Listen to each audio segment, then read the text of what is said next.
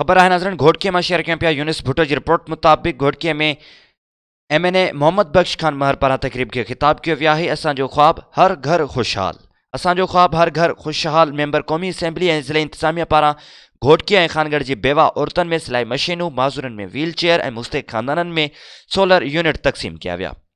खानपुर महर जे sports ground में मुस्तहिक़ औरतुनि ऐं ख़ानदाननि खे मुआशी तौर मज़बूत करण लाइ असांजो ख्वाब हर घर खुशहाल जे उनवान सां हिकु पुरवकार तक़रीब मुनक़िद कई वई, जंहिंमें बेवा औरतूं, यतीम नियाणियुनि ऐं माज़ूरनि वॾे तादाद में शिरकत कई।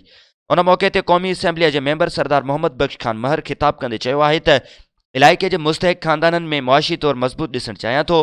उन सिलसिले में ज़िले इंतज़ामिया जे ताउन सां मेरिट जे बुनियाद ते घोटकी ऐं खानगढ़ जे बेवा औरतुनि में सिलाई मशीनूं विरहायूं आहिनि, जॾहिं त यतीम नियाणियुनि में सिलाई मशीनूं विरहाए रहिया आहियूं।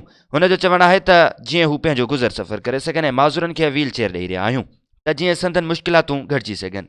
हुन चयो त सिंध हुकूमत पारां सरसो तहत ग़रीबत घटाइण वारो प्रोजेक्ट हली रहियो आहे, जंहिं तहत ज़िले घोटकीअ जे केतिरनि ई ग़रीब ख़ानदाननि खे फ़ाइदो हासिलु थींदो।